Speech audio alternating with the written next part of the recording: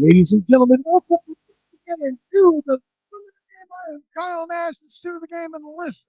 If you're here, chances are you like talking sport, and we're glad you're choosing to do it with us here. Whether you're doing it through the pod circuit, any one of the outlets we're available on YouTube, Huddle Up, Sertoba Media, any place we're available on Facebook, Student of the Game homepage, A7BN Sports homepage, wherever it might be, even the SOTG on Twitch. We got you. We're glad to have you in. And listen, free agency, the chaos has been real and rampant. And I think one team that hasn't gotten enough shine, or rather focus in the national media for both good and bad that have occurred in it, is the Jacksonville Jaguars. Now, if you haven't been following the Duval dive with me and Travis Holmes, shame on you, but I brought in somebody in the Jacksonville media for this 100th edition of the Student of the Game in Jamal St. Cyr with News 4 Jax to come in and shed some more light so we can get a little bit more conversation, as well as other national topics that are relevant in the free agency space, which, I mean, for all the stuff that's been going on with NFL free agency, it's been a lot of fun to watch.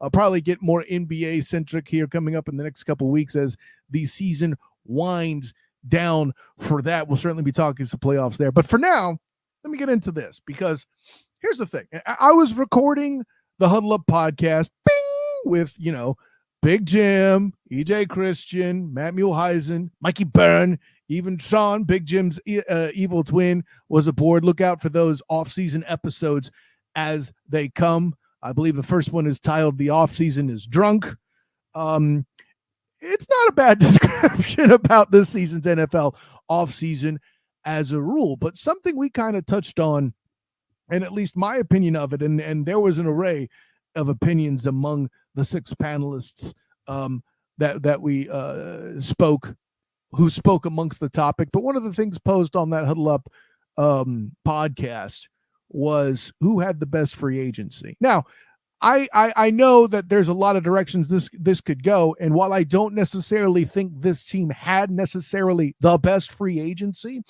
I think it's something we need to address. And I already have loosely in the past, right? We talked about Chris Jones being probably the most underappreciated move of the offseason by the Kansas City Chiefs. Not so much that it was a move because he was a free agent or anything like that going on, but Chris Jones' extension at the time, as we said last week going into the episode in the intro, was that this solidified what they're going to be doing moving forward. But now at this point in the offseason, I'll be honest, I thought by now a deal would be done for L'Jarius Sneed, and there's still plenty of time for that to happen. The draft is coming. Maybe the Jags throw in Sneed as part of a trade to move up or down in some sort of draft capacity. They wouldn't trade and move down, obviously, but you see where I'm going. If there's some sort of movement they need to make, or there's some sort of offer out there that they can't refuse, I do believe that L'Jarius Sneed still has the possibility of moving, and I acknowledge that. But today, the talk of the possibility of L'Jarius Sneed at corner playing on a franchise tag for 2024 to attempt the three-peat is huge news. It's not Chris Jones' extension big, but goodness gracious, it only further augments that point to strengthen the defense that's been a big part of what the Kansas City Chiefs are doing, no matter how much everybody wants to, and rightly so, focus on Patrick Mahomes II. Not only is the front secure with Chris Jones, and presuming he stays healthy throughout the year, L'Jarius Sneed being a big part of that group in the secondary as well is only another piece that's a huge element. Listen, as corners go on top teams, there's not really a high-level team, and I'm not counting the Jets, for example, with Sauce Gardner in that group, because they're not a high-level team at this point, and I don't care how much they may have augmented in the offseason. I'm not prepared to put them as an AFC championship threat yet. I'm just not there. But as for the Chiefs, I can make an argument that among the top, let's say top 4 AFC teams last year, they were the ones with the best defensive secondary.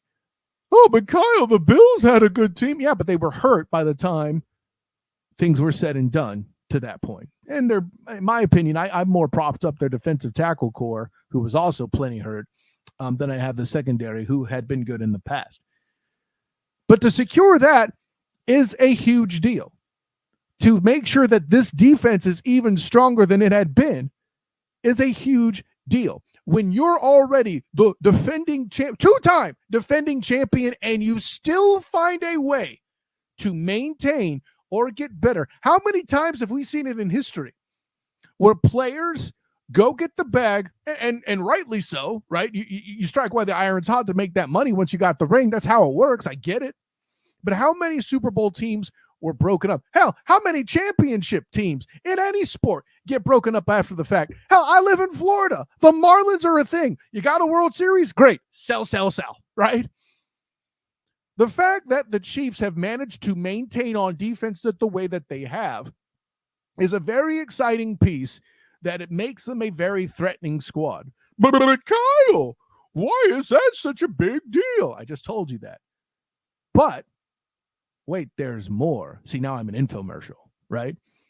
Maybe I've been listening to too much Nick Wright, and and that's why I'm focused too much on the Chiefs. I don't know. Whatever. Well, there'll be plenty of talk of other teams later when Jamal St. Cyr comes on. It'll be fine. But when then the Chiefs are able to secure Hollywood Brown, huge deal. Huge. Why is that so big? Hollywood Brown is not necessarily a great receiver. The argument could be made that he's not even a proper NFL one. And I would listen to that argument. Hell, I might even agree with it. Let's call that what it is too.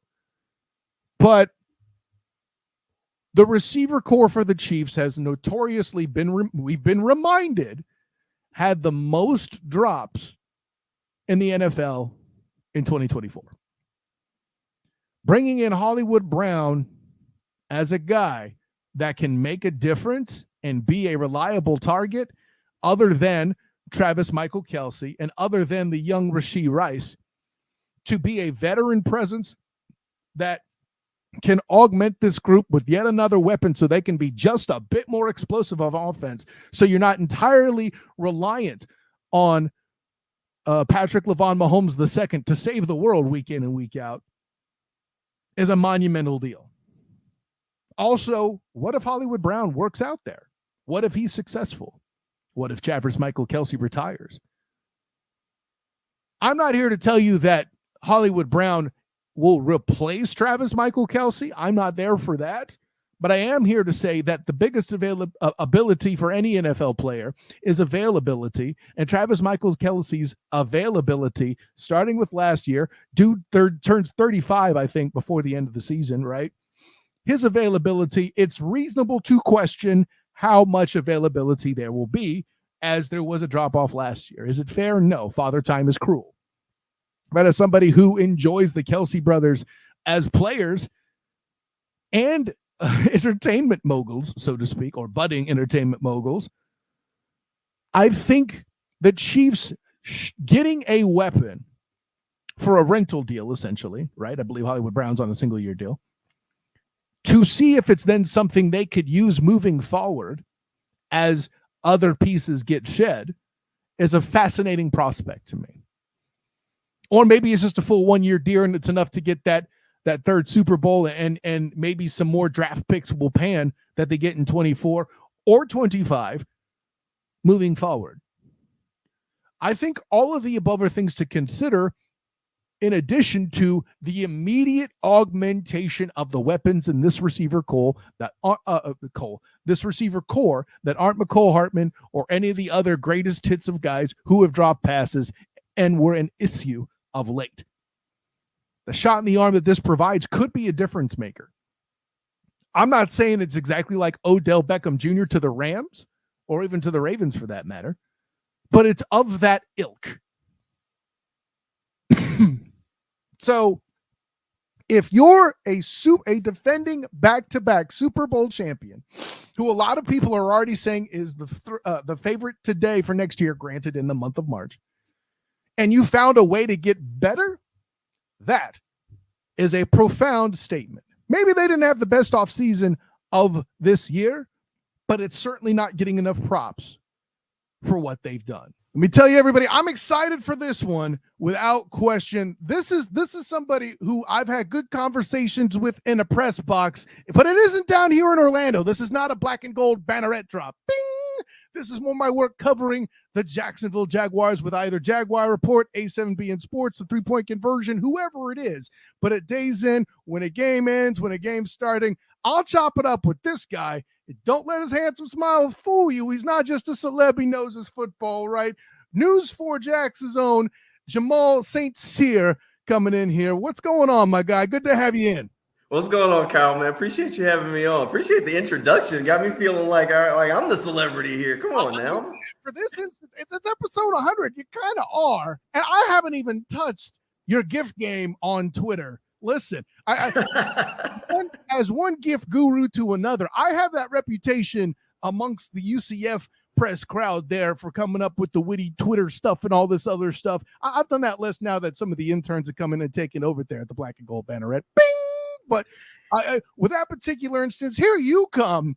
Things from tragedy to me not getting a call from Scarlett Johansson, no topic is safe.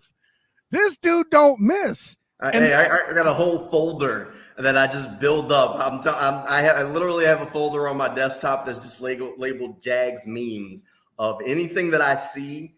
I'm like, ooh, this is ammo for later. And I just try and title them all so I can find it. You got it in the back pocket there, too. I saved some of them for a little bit. I got one from like in the archives from old Jags stuff that I've just seen. I'm like, give me that. That's going in the folder. I'll use that one day. You'll appreciate when I do the Duval Dive with Travis Holmes of Big Cat Country. We do the old champion song from back in the day there that breaks down that old Mark Brunell like team from on that.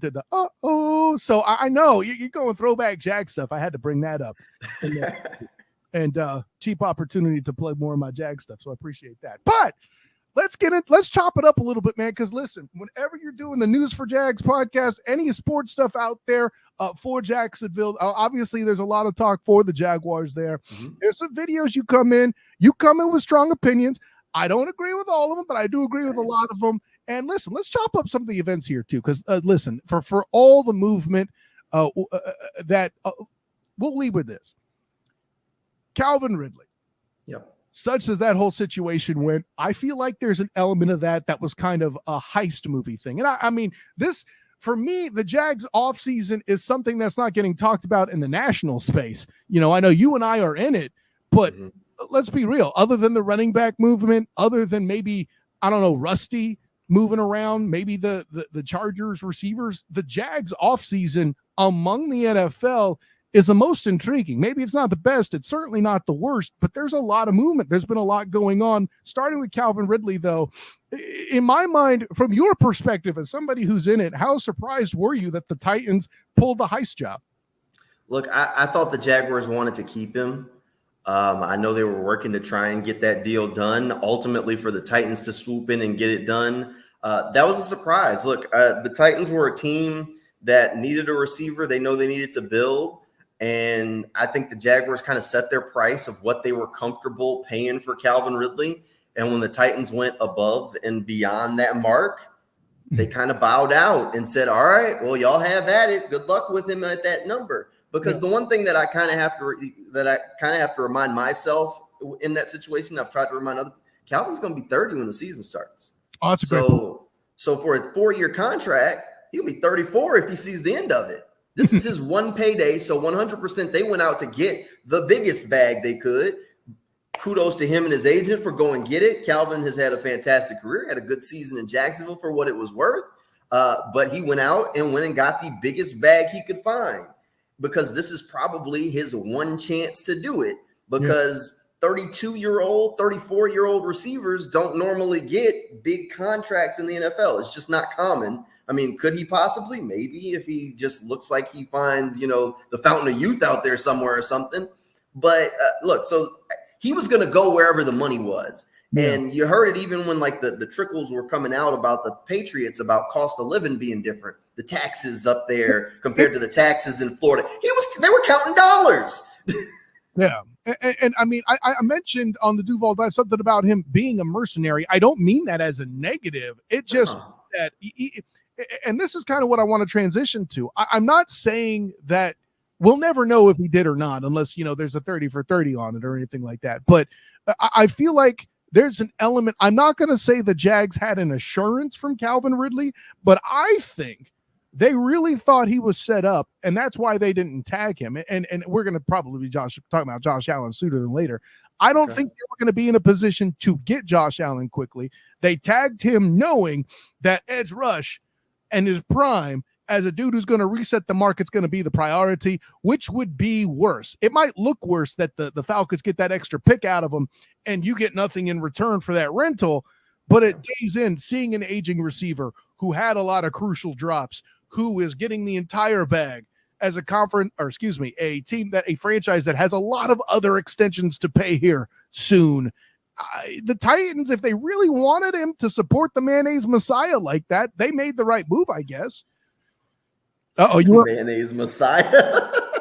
Give credit to my guy, the General Mike Patton, for that one, Jamal. So, look, I think going into the season, the Jaguars' plan was to be able to franchise tag Calvin Ridley at the end of the season to prevent him from seeing the open market, but also try and secure that second-round pick. They never wanted to give up that second-round pick to the Falcons. And everybody knew when that deadline was out there, too. That's why. Right. And I know some people kind of blew it up like, oh, that's doing bad business, and teams are – the Jaguars aren't the first team in the NFL to make a trade with a stipulation like that, and they're not the first team to try and maneuver around it, use that gray area to not give up the higher draft pick. It has happened repeatedly. We can go through history and rattle off a number of different trades from Jonathan Vilma to Leonard Williams. It's happened. Teams have done it. They've skirted the system, and that's part of the understanding.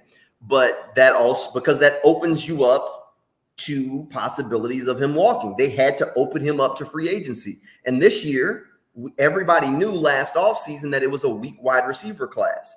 Mm-hmm. So what happened was, I think Josh Allen's franchise sack record season caught him by surprise. Yep. So all of a sudden they said, oh man, this dude, we got to franchise tag him, because there's no way we're getting a contract done with a guy who just set the single season record for sacks. He's looking for a payday of paydays. And if he hits the open market for 2 seconds, somebody else is going to pull up the Brinks truck, to borrow a phrase from Jalen Ramsey, to get the job done. Over the raised salary cap, too. We got to mention that as a factor. Yes, that 100% is, because that rewrites what agents are looking for, because a lot of the agents look at it as like percentage of salary cap that these contracts roll. And so we're all saying, oh, well, the number that Sweat got last season. Mm-hmm. Well, Sweat got that deal before the salary cap jumped. And I guarantee you, Josh Allen, if you look at the numbers, including last season, he's been more productive. And he's still on the home team, a team that has a reputation of letting guys leave that everyone knows about, that they need to fix. So they're not trying to take no hometown discount. They're looking for a bag. So the Jaguars got in a situation where they kind of let that thing tailor on too long and didn't get ahead of the ball game, had to franchise tag him. So now here comes Calvin. And Calvin, knowing he needs to get the bag, it's in his best interest to string this thing along as long as possible. Right. He started talking to other teams, and that's when we got the reports about the Patriots being involved and kind of bidding on him, and the Jaguars were still involved. But if you think about it from an agent's perspective, or a lawyer, or however you want to think about it, at 4:01, when he could sign on the dotted line, at that moment, they can call up another team with the most urgency to get the biggest offer they possibly could. Man, look, he could sign right now with this contract from the Jags. Ain't no sweat. Because everybody knew he wasn't signing with the Jaguars before free agency opened. But at 4:01, now you can call the Titans and be like, look, you better put this offer. You better be serious right now, because he's about to sign. He got the pen in his hand. I can stop him, though. Look, Calvin, let me hold you back, No, and to be clear, the agent, by the way, as I understand it, the agent kind of in question kind of has a history of making deals like this. And there's nothing wrong with it. You're supposed to look out for your client, which by extension gives you a higher number in the 15% that you take, all of the above. I understand that. and here's an element. This is where I let the Jags slide a little bit. I think you mentioned you set the table better than I have in the week and a half that it's been big in the media here. And that is the part where Josh Allen did the contract year thing and went completely nuts. Franchise record, you've already said it. I had to write an article about it on Jaguar Report. Bing! So I'm well familiar with what this means. It was we managed to find something more surprising than Trayvon Walker getting double-digit sacks. The fan base wasn't ready for that either. Separate conversation. But here's where I'm at, and this is kind of why I give the Jags a few inches of rope on this one, because I know the common thing is to say that the Jags managed it. My question is, if Josh Allen's team and people sees this, and you saw Chris Jones last year play the game of chicken with the Chiefs such that he did, and then Chris Jones has also signed a big bag, by the way, in his own right. Mm-hmm. I think the amount of guaranteed money on the contract became a begging point. And whether you like using commensurate positions or just use another high priority example from last year in Lamar Demetrius Jackson staring down the Ravens. We could also go back as far as to cite, you like talking about Jonathan Vilma. I'll make a Saints reference for you. How about Drew Brees staring down Tommy Benson in that group for that contract? I think Josh Allen and his people were set to do that, capitalizing on the very thing, and then the Jags had to choose which one to franchise and choose the more important player, and they got kind of crowbarred into Calvin Ridley. Am I crazy to give them that benefit of the doubt? Here's my problem. Here's where I think the mismanagement comes in for the Jaguars. I think they should have got Josh done a year ago. Oh. I think you should have got Josh done a year ago before this contract season was even a conversation. They should have been heavy pressing him and his people to get a long-term deal done. Josh Allen, regardless, I mean, and you don't have to look far. Look, Chase Young, who's had injury after injury, just got a 1 year, $13, $15 million deal in New Orleans. Marcus Davenport got a decent contract to go up to Minnesota, and he hadn't been nearly as productive as Josh Allen. Josh Allen is an uber athlete, yes, who had a fantastic rookie season, and then injuries kind of happened, and he really didn't have a running mate across from him, but the pressures were there from the analytics. Regardless of if last season was fantastic or not, if he hit the open market, teams were going to be calling him to offer him a big old contract. The Jaguars have a reputation of not keeping their guys. Like, who's the outside before Josh Allen? Who's the last first round pick? And I mean, the answer is one that the Jaguars extended. Oh gosh, I mean, off the top of my head, Fred Taylor wasn't a first rounder, so I mean, we're not going. Fred was a first round, but it was Blake. It was Blake Bortles. He was the last one. But if we say even before Blake, the gap it's a bigger gap before Blake. They don't keep their guys. Yeah, I mean, they have a history. I mean, and even if we go outside the first round, where they really just don't keep their guys for those second contracts. Because, I mean, even Jalen Ramsey never got a second contract in Jacksonville. Yannick Ngakoue never got a second contract in Jacksonville. Jawan Taylor never got a second contract in Jacksonville. And they have that reputation around the league of not being able to keep their guys. Josh Allen is good in the community. He's good in the locker room. He's the type of guy you want on the roster. Had injuries, had production necessarily been there? No. But if you signed him last offseason, the contract's probably $30 million less than what he's going to get this go around. 100%. And he's locked up, and they knew because they had already done the Ridley deal that he was going to be due and that you were going to have stipulations on when you could sign it. More ammo to get ahead of the 8 ball and get your guy locked up. Like last offseason, they locked up Devon Hamilton. Great. Like Devon, great guy. Hate to tell you, there's not a whole lot of calls being made soon as free agency opens for nose tackles. Like, let's just be realistic here. But Josh Allen, on the other hand, he hits the open market. Teams like the Baltimore Ravens, even if he would have got 1 sack last year, I guarantee you a team like the Ravens or the Steelers are looking at that guy like he's going to come here and be an all-pro. Yeah. Because of the athletic ability and the flashes that he had shown. His arms are so long, like as again, showing you the example for those who are on the pod. That's me flashing my Aaron Evans original again. Long arms are a real beast to deal with hand fighting. And then you got a guy who's fast on top of that. He can do things, man. Listen, I just hope I talked about he might go golfing there in England with him. I just hope he remembered to swing slow, especially with that long. But no, let me pivot to this, right? So you mentioned that the previous offseason, boy, this is me. Pardon my ego here, but I think I got a retort for that. Okay, what you got? It's the whole thing where not just last year, but last year, what are they trying to recover from, right? The worst coaching performance possibly in NFL history, not just Jacksonville history, right? With Urban Meyer, right? Urban mired them in awful coaching and put them in an awful situation. By the way, thank you for the dad joke opportunity there once again. But the punchline's this, Jamal. They had to overpay guys to come to town and get that receiver core revamped and put themselves in a position where Trevor had weapons and didn't just look like the struggling quarterback who was going to be a bust when he came in, right? That was 2 years ago, though, right? That was 2 years ago. Okay. But that's when you're also saying they should have signed Josh Allen. Am I right? No, last offseason when they didn't do anything in free agency, when they let Jawan Taylor walk, when they re-upped Devon, not 2 years ago, after the playoff run last offseason is when I think they should have re-upped Josh. Because that's fifth-year extension time. That's when most guys don't play on that fifth year. That's okay. I think what you just did there, other than me have a complete misunderstanding of time and space for a moment there, I think what you've also accented is how big a surprise in the Jags' mind that franchise record-setting year was. Balky has not exactly shown an overwhelming confidence that Josh Allen can be the dude. Then here this comes.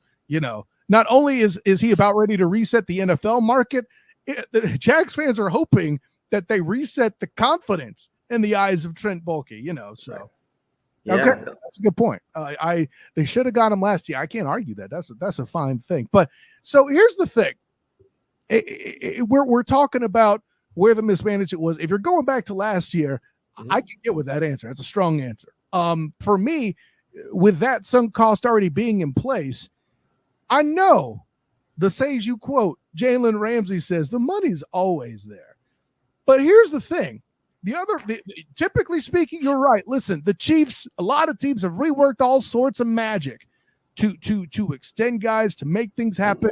And hey, when you have the motivation of trying to go back to back to back, that's a powerful force. I'm not going to argue with Sage Ramsey on that. However, there's another guy that speaks rather freely. I wouldn't call him a sage, but he's certainly a name but I haven't found it put any better so far than Nick Wright, and that is the bill comes due. And I think the Jags have that bigger problem staring them down, right? Who are people that are late in their contract life that the Jags will need to think about extending over and above Trevor Lawrence, the obvious one? I feel like Andre Sisco's a name they need to think about keeping in the building because safeties are a premium nowadays. I agree with you. Look, the bill does come due. And generally, the one good thing about the Jaguars books right now, they haven't pushed a whole lot of money into the future. They don't have cooked books with dead cap space and like tons of void years that mess up the books. Right now, their books are relatively clean for the immediate future. They can start pushing that money forward to get some of those extensions done with guys. You mentioned Cisco. I'm going to go another DB. I think you got to re-up Tyson like now. They should be on the phone with this dude because Tyson had that good sophomore season. Last season, injuries were terrible for him. So he didn't play nearly as good as he could have, probably should have, because he just wasn't healthy. If that dude is healthy and has the season that they probably think he can, and he's going to hope to have in a Ryan Nielsen defense that they're hoping that Nielsen's going to give for all these guys, Tyson's going to be due a big payday. There's a lot of man-to-man, to clarify it too. There's a lot of man-to-man in a Ryan Nielsen defense. So right. Tyson Campbell has the opportunity to get on the map real fast. That's a good point. And so I'd be trying to re-up Tyson right now. Get him before he gets hot. Him up now. Bluntly, if he's coming off of an injury-riddled year, they're arguing from a position of strength. Man, that's a fine. Okay, you know what? You're selling me, Jamal. This is why we talking. Look at this. Come on now. He's not just about gifts, folks. He's got game. That's what I'm talking. Okay. Listen, got to balance it out. The jokes are there to put the smile on, and then I throw some of my crazy takes out there that people are like, huh?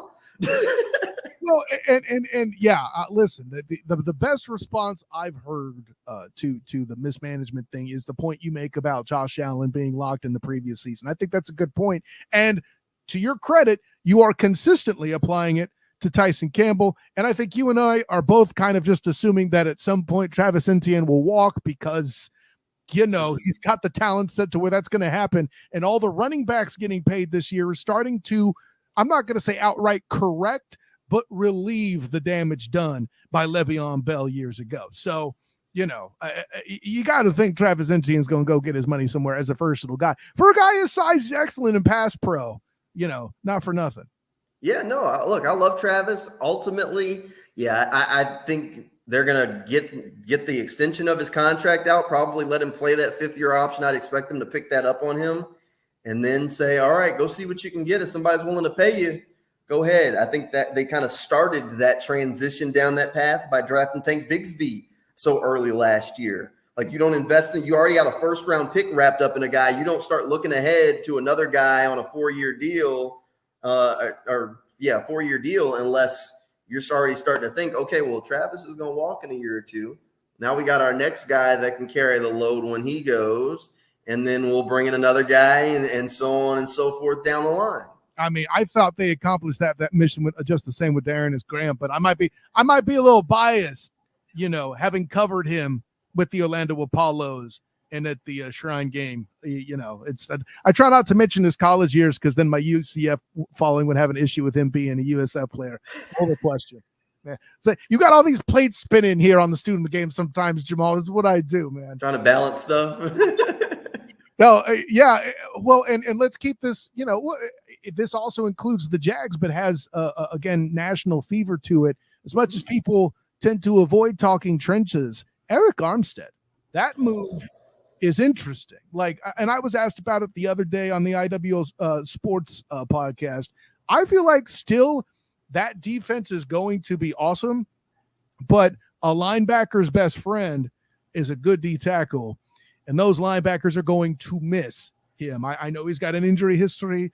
I know that the Niners made a business decision and are hoping to fill that gap other ways. But that means that the Jags got him at a discount with that $17 million a year right now, right? I mean, you got to dig that. And by the way, after cutting Faloransu Fatukasi, that's huge, man, right? Look, that is the biggest upgrade the Jaguars have made this season. Guys like him don't just grow on trees. Like, dude's like 6'7" monster. You don't find them just walking down the street normally. Like, he is a beast. And, I mean, you're talking about a guy who was playing on a torn meniscus and still had a sack and 6 tackles in the Super Bowl. Yeah. Like, he's coming off an injury. He's coming off an injury where he had a sack in the Super Bowl on Patrick Mahomes. Like, he wasn't that hurt. The longest game in Super Bowl history, by the way. Right. Like, if you can do that on a torn meniscus, you know what? I'd love to see you healthy, but glad you're on our sideline now, No, I get it, man. And the Niners cap situation, as many Super Bowl bound teams, is how you say a tenuous, right? A little bit of trepidation right there. I get it, but so I can make the argument that it's the single biggest viable upgrade in free agency, period, not just the position for the Jags. And the reason why I put it that way is we make the argument, oh, well, what about this receiver here? Or, Derrick Henry doing the running back thing there. Sure, but that's all dependent on something else. At day's end, he's stopping that run. That's a thing that's going to happen, right? Oh, look, I mean, adding him is huge. I mean, Foley Fatukasi, he never lived up to the building in Jacksonville. So you saw a whole lot of Jared Ledbetter last year, Adam Gostis, who are solid rotational players, but they are, I mean, Eric Armstead is on a whole nother level and a whole nother tier than those kind of guys. And that's not a shot at them. They've had long, great NFL careers. They're serviceable players. Armstead is just a beast. And the one thing, like you mentioned stopping the run. Let's talk about getting after the passer. Josh Allen set the single season sack record for the Jags last year. Trayvon Walker got into the double digits in sacks last year, and they had no interior pass rush. Yeah. Nothing. Both of those guys, the quarterbacks were stepping up in the pocket left and right. They had no interior pass rush. So now add Armstead in there. Even if he doesn't get to the quarterback, he going to push the pocket. And Josh Allen and Trayvon Walker are excited. They should be. Right. No, that could go absolutely nuts as long as Armstead stays healthy. I mean, even when Foley got hurt, there was a noticeable change up front. And that kind of speaks me to a bigger point, too. Again, expanding outside the Jags a bit, I think here's what it is. The AFC South, for a while, and I think you could sign to this, has been a run-oriented grouping. Okay? The Jags were really about the only ones for a minute that were existing outside of that play. Now, they would have to run the ball a lot when you make mistakes like Nick Foles and you're forced to play Gardner Minshew and all that.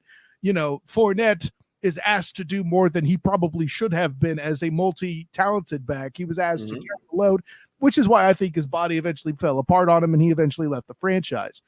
Then they got Trevor Lawrence and the reboot of the AFC South started. And I think this is a factor that a lot of fans miss about Trayvon Walker over Aiden Hutchinson, regardless of how you feel about, Hutchinson had this many sacks. I get it. It's tough to look at it, but Trayvon was drafted to be a Swiss Army knife and account for a division that had Jonathan Taylor, that had Damon Pierce, that had Derrick Henry, and completely messy on the ground. The Jags, again, were the exception, but now CJ Stroud's happened. That evolution's happened. And I think that's why they need Armstead in the middle to get after the pass rush from the middle. I think that's a great point you made.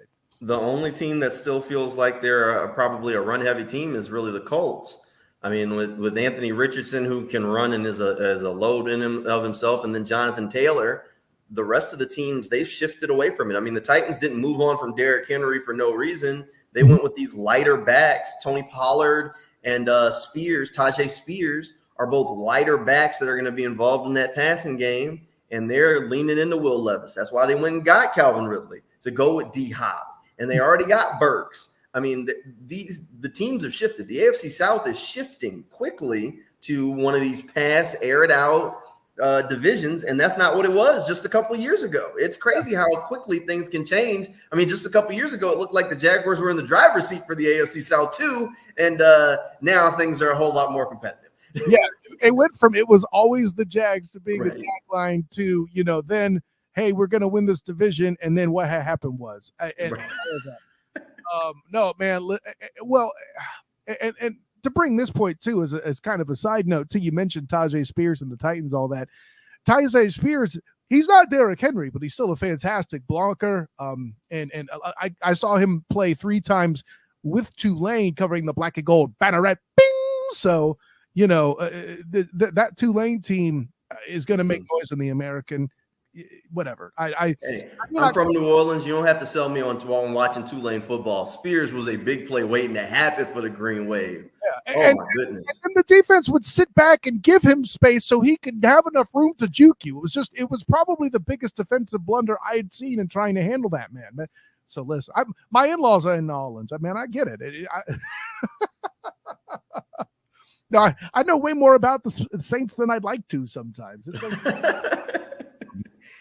Things are rough down there, especially if you look at their salary cap situation. They're the ones that tell everybody the salary cap doesn't exist, and then every year they're constantly working to try and get back underneath it and letting go of players. Yes, I would make jokes about New Orleans local and their civic debt situation, but I want to make this a depressing conversation. But the teams kind of embrace that outlook with the bill coming due to round out that particular conversation. But listen, here's what it is, though. I feel like that transition, you mentioned the Colts being a run mostly team, right? But that's because Anthony Richards, it's the way that the Panthers with Cam were run first. And it was more because Cam was running the damn ball, Right. So let me ask you this. With Flacco heading into that spot, he's the right guy. Listen, I put not Flacco, but those that voted for him the comeback player of the year on blast because they took it away from a guy that literally came back from the dead. But separate conversation. I got to get over that. I still think Flacco's the right fit to teach Anthony Richardson. What say you? That's an interesting question. Who would have been the right mentor for Anthony Richardson at quarterback? I think Flacco can definitely bring something to him because he's not after his job per se, And he's been there, done that. And I do think that is an important to bring in the right veteran who's not like eyeing Anthony Richardson to fail. But I'm trying to think. That is a good question. Who would have been the perfect mentor for Anthony Richardson? Because if I was looking for perfect, perfect, you mentioned him. If Cam Newton wanted to be was willing to come in as a backup, that's perfect. I mean, because like Joe Flacco physically can't do some of the things Anthony Richardson can do. And there's those plays where you see it and guys like Anthony Richardson go out there and you're like, no, throw it away. What are you doing? And the next thing you know, he's 60 yards down the field or he's throwing a 70-yard bomb. Coaches are pulling their hair out. And like Joe Flacco's played the Super Bowl and he just can't do some of those things outside of the pocket and outside of structure that a guy like Anthony Richardson can. So that's what I'm trying to think about, like a guy who has that physical stature, has had some success, but maybe is ready to be a mentor outside of maybe Cam. It's tough. There's not a whole lot of guys that have those same play extending abilities. But that's why I think Flacco is so perfect. I don't think that's anything that AR has learned. I think that's instinct. We don't need to work on his physical, which is why, again, this is why I think Flacco's the right man for the job, over and above the lack of politics like you talk about. He ain't trying to take no one's job. He's just happy to have another check. And, he can buy the fancy walker when he gets out of the league. It'd be great, But for Flacco, I feel like this is a guy that in the classroom, in the meeting room, in the video room, all of it is going to be able to do all the cerebral stuff. If you're truly trying to transition a guy not to get out of what he does best, but rather enhance what he needs to improve on, I think Flacco is that choice, because you want someone who doesn't rely on that body, because that's the part you're trying to augment. That's where I'm coming from. Yeah, no, that makes perfect sense. And he kind of has embraced that role as a veteran. And you don't see a whole lot of guys want to be that mentor, that understand that it's someone else's time and they need to take the back seat and try and be helpful. Like we saw Ryan Tannehill when the Titans drafted Malik Willis. He said, look, it's not my job to teach this guy. You got to understand your place in the food chain. And I understand that guy's coming for your job, but he's also your teammate. And you also might understand at some point, maybe your time as a starter is coming to an end. But if you're willing to take that backseat role, you can play in the league for another 5-6 years as a backup quarterback, extending that career. Like Joe Flacco. I mean, Joe Flacco was on his sofa to start last season and then just got the call. It was like, yeah, all right, let's go. Then he's in the playoffs. I mean, it doesn't work like that for everybody, but I mean, listen, you and I both cover a team that had a man who did this for two different franchises after his prime in Mark Brunell, going over to the Washington Commanders, and then mentoring Mark Sanchez and the Jets to beat Brady twice in the playoffs. Yeah.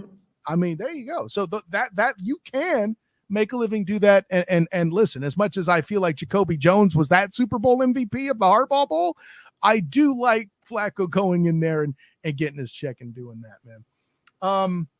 Let me jump to this here too before we get you going here, because you have informed me that you enjoy the draft in a particular fashion.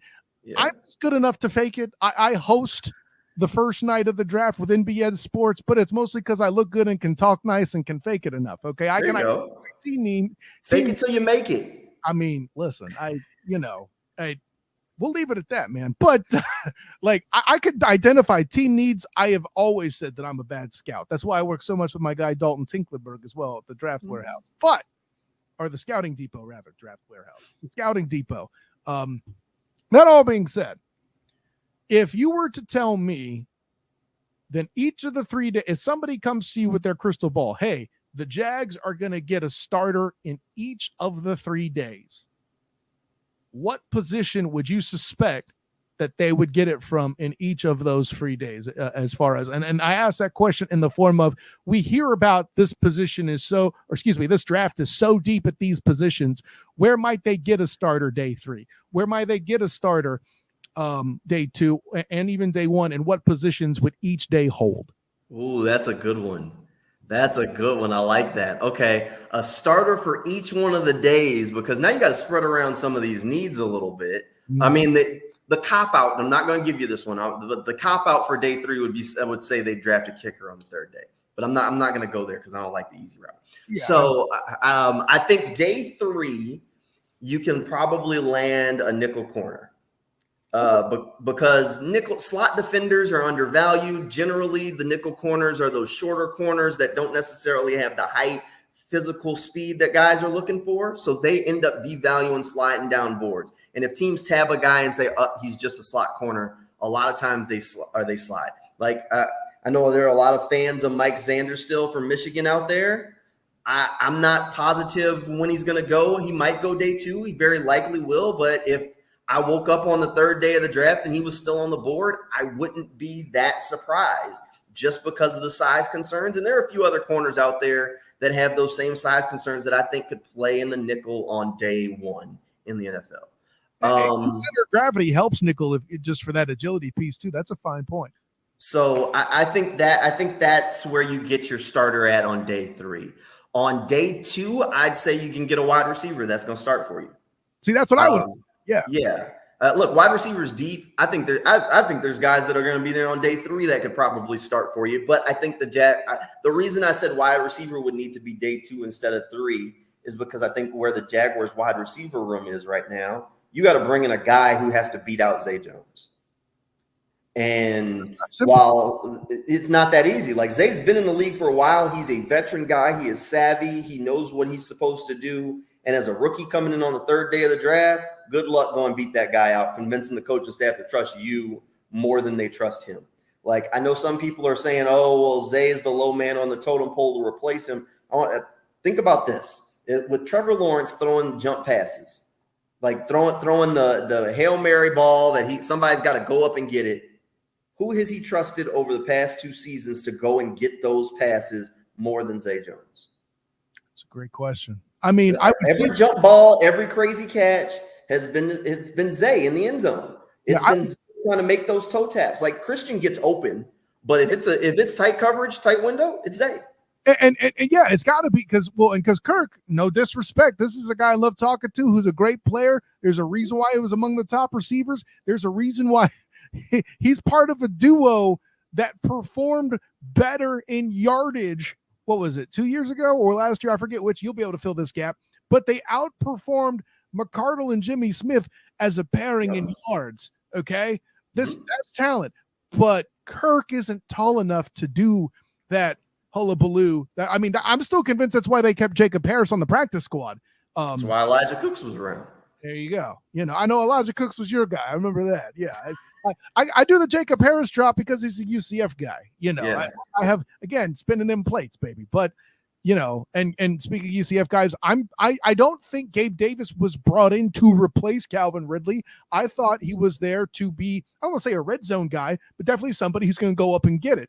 That's what he did across from Diggs, And not for nothing, that's what he did in the black and gold an awful lot too. Like there's a consistency thing. By the way, here's my conspiracy theory. I'll add one last thing. The outside run will get better yardage with Gabe blocking on the outside too. Start floating that around in your cranium for a minute. I like that. He's going to go out there and lay some blocks for you for sure. I mean, and that's one thing that they value from their receivers are guys that are willing to go get dirty and lay a block. And that's one thing that I think Christian Kirk, Evan Ingram, Zay Jones don't get enough credit for going out there and do the dirty work. I mean, in that Titans game, or not the Titans game, the Chargers comeback, that 4th down conversion where Travis Etienne gets around to pick it up, Zay Jones is the one laying the seal block on the edge. Great so that way he can go and pull that out. And that's a wide receiver, and a lot of wide receivers in the league don't want to come down and lay that block. I got very excited watching that block. Thank you for calling that out on the show, Jamal. I like that. Yeah, but you aren't safe yet.